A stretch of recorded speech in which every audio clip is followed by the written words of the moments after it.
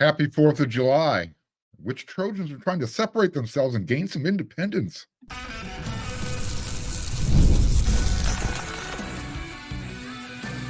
You are Locked On Trojans, your daily podcast on the USC Trojans, part of the Locked On Podcast Network, your team every day. Hey, fight on, everyone. I'm your host, Mark Holkin, and thank you for making Locked On USC your first listen every day, part of the Locked On Network. Whether you're watching the show on YouTube, wherever you want to download your podcast, this show is always free, and this show always appreciates your support. Today's episode is brought to you by Game Time. Download the Game Time app, create an account, and use code LOCKEDONCollege for $20 off your first purchase. Terms apply. All right, if you're watching this show on July 4th, happy Independence Day. We all want one thing as Americans, right? We all want this. Let's make USC great again. I thought I would try and bring the Independence holiday together with the idea of separation. Look, the idea behind independence is, in order to be independent, you need to make a separation. You need to separate for something, right? Whether you're throwing some tea into the ocean, so to speak. So I asked my viewers, my listeners, which players at USC needs to separate themselves in order to gain some independence? Separate themselves from the rest of the pack. Here's an example. Okay. Mason Murphy needs to separate himself from Tobias Raymond. I mean, if he wants to be the clear-cut starter, bottom line, Coach Josh Henson said, hey, we'll see. Lincoln Riley, being a spring camp, said, I think we know who our starter is. All indications point to Big Mason. He's going to be USC starting right tackle when they line up against LSU. But one thing has been consistent with Mason.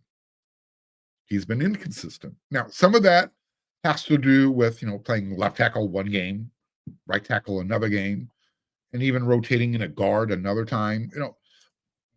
With that said, not everyone can be a Jonah Monheim. So he needs to settle in. Okay. I think he's settled in at right tackle. From what I've been told, he hasn't been cross-training at any, he's still, if necessary, can play left tackle or play guard, but I think they have him focused at right tackle right now. That is his hill to die on, where he'll plant his flag, being independent. Let's stay with the O-line. I think the battle that's going to last the longest, okay? If Gino Quinones is healthy when fall camp starts, and the word is on the street is, yeah, he's ready. He'll be fine. Between him and sophomore Alani Noah, one of them needs to separate themselves from the other. Now, this is going to be a really interesting battle. Remember, Alani Noah started at right guard last year. True freshman. Doesn't happen very often. So you have the older, more experienced Gino, and then you have the much bigger, younger, and the future is kind of right now, Alani Noah competing for the right guard spot. That's a battle. I want to watch that war. One of them needs to separate themselves from the other. Now, football, I think everyone would agree, it's considered the ultimate team sport, right? Especially if you play running back. I mean, without those big hosses up front, without the Alani Noahs of the world, the Emmanuel Preyons, the Mason Murphys, if you're a running back, you're basically playing in Red Rover, send the ball carrier right over. There was another game I was going to use, but I don't know if we found a correct way of describing that game yet. Some of you probably know which game I'm describing. Figure it out on your own. Anyways, so when football being the team sport, ironically, the running back needs, the running back room, they need to separate themselves from each other. Woody Marks, Dracovius, he's gonna be the starter. He's gonna get that senior transfer nod. Remember, you typically don't transfer from the school that you're starting at to go to another school unless they tell you you're going to be competing for the starting role. I was using finger quotes there. But after that, each one of those guys, whether you're Quentin Joyner, Marion Peterson, or Brian Jackson, or even Woody Marks, I think they all understand that the carries are going to be limited coming out of USC's backfield. Look, unless Lincoln Riley turns into John McKay all of a sudden, that's just the reality of it. So I'll remind people, remember when Ricky Bell carried the ball 51 times in a game? I think he did that against Washington State. And Coach John McKay said, ball's not heavy. Imagine a Lincoln Riley team running the ball 51 times in a game. Heck, combine that in 2 games, okay? You can split 51 carries up between 2 games. If you think I'm being too harsh, let me break it down for you. I know I'm going off into a different rabbit hole, but I'll bring it back real quick. Last year, the team averaged 27 rushing attempts per game. Times 2, that's 54. So I'm not out of the ballpark. And actually, you know what? That number actually drops to 26 attempts per game when they were playing at the Coliseum, despite averaging nearly a full yard more per carry. When they were running the ball at home in LA, in the Coliseum, 5.63 yards per carry. On the road, 4.83. So, look, you want more proof that USC needs to run the ball more? Let me just take you back one more year. 2022, Lincoln Riley arrived on the scene. USC played one more game. They were in the conference championship game. So they played 14 games in 2022 compared to 2023. In those 14 games, USC averaged 33, almost 34 carries per game. In fact, at home, 34.86. We'll call it 35. Just under 33 on the road. You know what else they did really well? Even though they ran the ball more, they also ran the ball for more yards. 186 yards per game at home on the ground. 171 yards average throughout the season. Somebody send those notes, these numbers, over to Lincoln Riley and say, hey, let's get back to what we can do. I digress. Like I said, I would get back off that. I just wanted to make the point that each man is going to be, it's for himself. You know, it's the ultimate team sport, but the guys that need, blocking up front, they need that if they're going to run for their independence. I spit that out finally. So you've got Quentin Joyner, Marion Peterson, Woody Marks, Brian Jackson. They all want to be independent. They all want to be the guy. They need the blockers up front, but they need Coach Riley to call the play. See what happens. At quarterback, what about Miller Moss? Look, he's already declared his independence, but there's a cadre of fans out there that want a Jaden Mayava hostile takeover. So we'll see what happens. What about the wide receiver room? You know what I need from those guys? I just need them to separate from their defenders. Right? Don't get locked up. That's the independence you seek this year.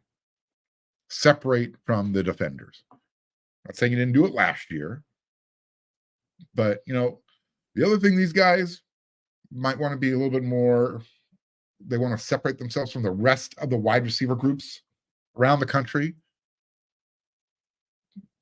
They can remind all those national guys who made those way too early lists, make them eat their words. Remember, USC doesn't have a top 10 wide receiver group in the country. Those aren't my words. Just reminding everybody about that.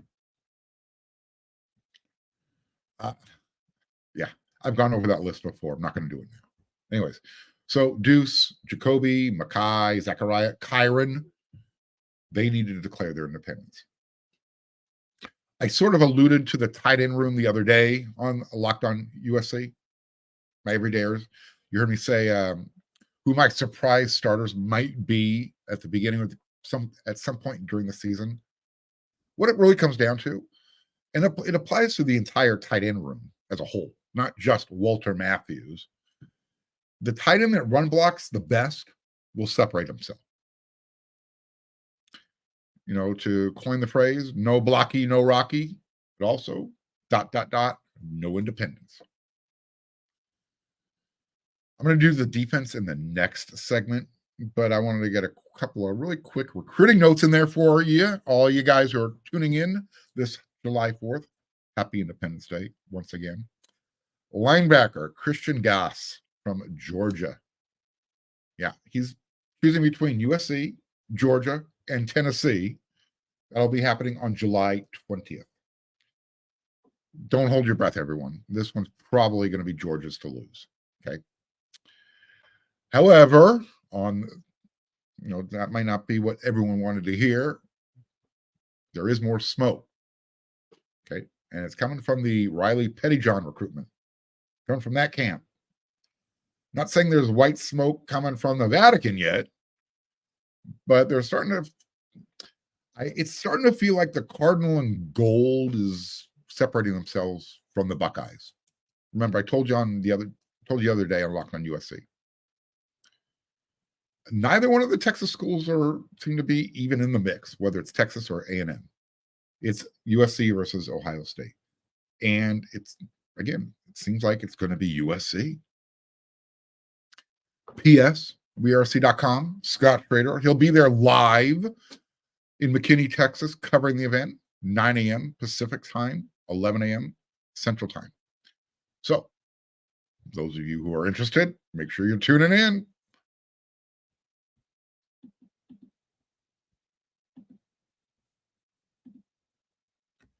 Sure, a lot of you, like me, like baseball, like going to the Major League Baseball park. I was always heading over to Dodger Stadium. And I was doing it when the walls were blue. There was no corporate logos out there anymore. That was before the games got really expensive. Everything got expensive at Dodger Stadium. However, with killer last-minute deals, all-in prices, views from your seat, and their best price guarantee, Game Time takes the guesswork out of buying tickets. See the view from your seat before you buy so you know exactly what to expect when you arrive. They have all-in prices that show you your total upfront. That way, you know you're getting a great deal before you check out, and you can buy your tickets in seconds. Literally 2 taps. You're done. USC Trojan fans, any college football fans, have you gotten your tickets to the game in Las Vegas yet? Game Time has deals on tickets right up to the start of the event and even up to an hour after it starts. It's the place to find last-minute seats. And the Game Time guarantee means you'll always get the best price. Because if you find tickets in the same section and row for less, Game Time will credit you 110% of the difference. Take the guesswork out of buying tickets with Game Time. Download the Game Time app, create an account, and use code LOCKEDON for $20 off your first purchase. Terms apply. Again, create an account and redeem code LOCKEDON for $20 off.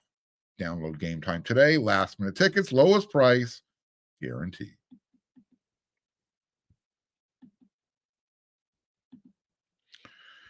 You're watching Fox Sports. You're watching ESPN. You're going, where's the remote control? Someone's yelling. I can't concentrate.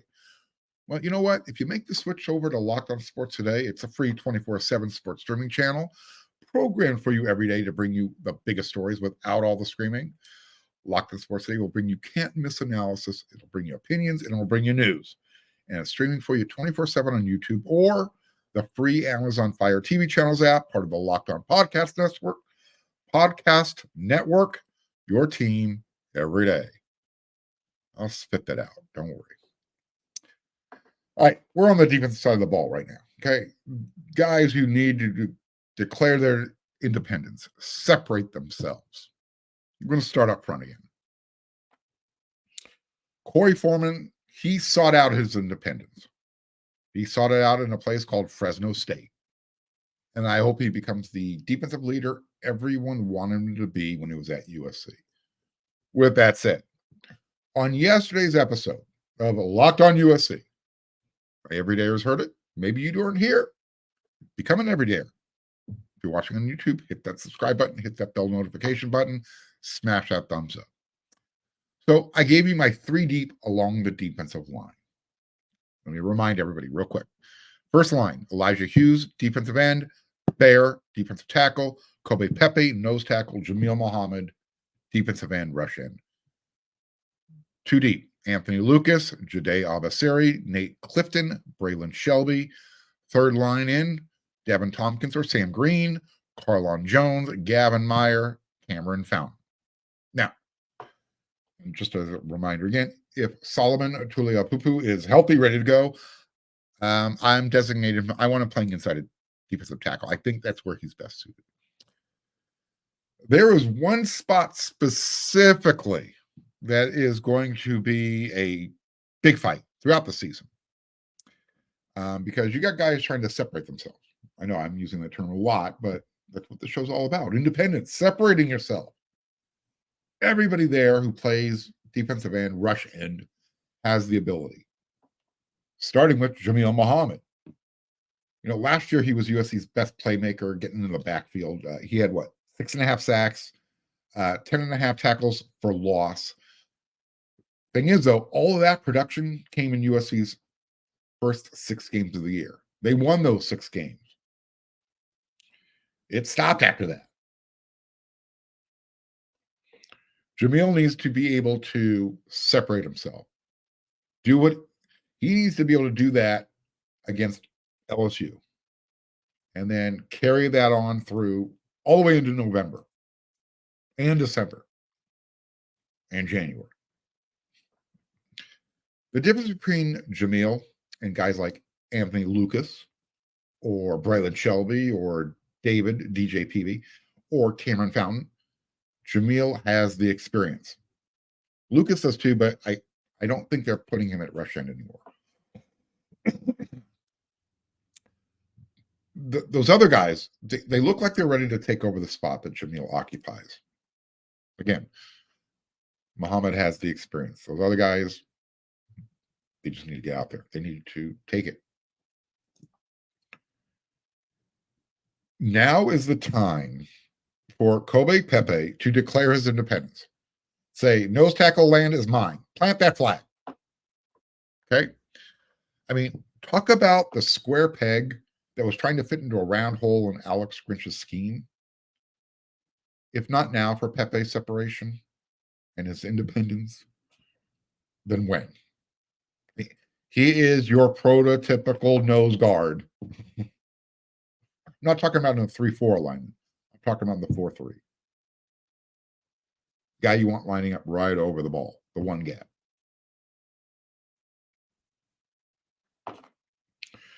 Anthony Lucas just needs to separate himself and find his independence. Find his spot. Again, I don't know if rush end is where they're ultimately going to line him up most of the time. I think he's going to be either a defensive end or defensive tackle. Okay, I'm not talking about his versatility, on any particular series. Sure, he could play rush end, he could play defensive end, he could play defensive tackle. He has that kind of ability. I mean, what is his position? I think he needs to be pushing Bear Alexander at that defensive tackle spot. Ultimately, I think that's his best spot. Let's move a little bit further back. Who wants to declare their own island? Yeah? John Humphrey, DeCarlos Nicholson. I think they're expecting to be instant landowners. You got Jacoby Covington, Prophet Brown. They owned the Holiday Bowl, right? You got Marcellus Williams. He created a little bit of a buzz during the spring. Spring game, he showed up. I said, I'll take that. It's an interception. Go my way. There's so much experience with those first 4 guys, and that's what separates them from the rest of the group. Again, John Humphreys, transfer from UCLA, familiar with Antonlynn. His former defensive coordinator is his current defensive coordinator. DeCarlos Nicholson, starter at Mississippi State. I said it in the first segment. Typically, you don't transfer as a starter from another school to sit the bench at another school. You're not going to go from a Power 5 school, Mississippi State, to a Power 5 school, USC, Power 4, excuse me. Forgot. There's no more Pac-12. Unless you anticipate taking over one of the island spots. Being given an island, so to speak. Jalen Smith, Yeah, he separated himself from Alex Grinch, and he earned the Holiday Bowl Defensive MVP trophy. A lot of these guys on defense earned their independence from Alex Grinch and are hoping to separate themselves and show why they have the ability to be really good defensive players for USC. But Jalen also missed almost the entire spring camp. He had a leg injury. Now he needs to maintain that independence that he gained because the secondary should be, I think it's going to be even better than last year. And that's without Kalen Bullock. They just have more options. And, it's a great mixture of experience and young, talented players. USC also got greedy. They went and they helped separate Greedy Vance from Tallahassee, Florida, took him away from Florida State. What about Zion Branch? A little bit different. He needs to separate himself from the injury bug and declare his independence and remind everybody he is the older brother of Zachariah Branch. Everybody knows Zachariah is going to be a superstar. Well, he already is a superstar.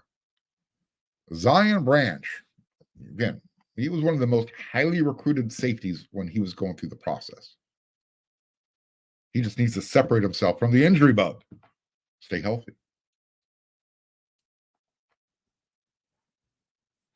There are so many players that I could talk about. Don't have enough time in the show. Just want to give you an idea. Certain players who needed to separate, declare an independence. Part of the theme for the show, 4th of July. I'll be back with one more segment.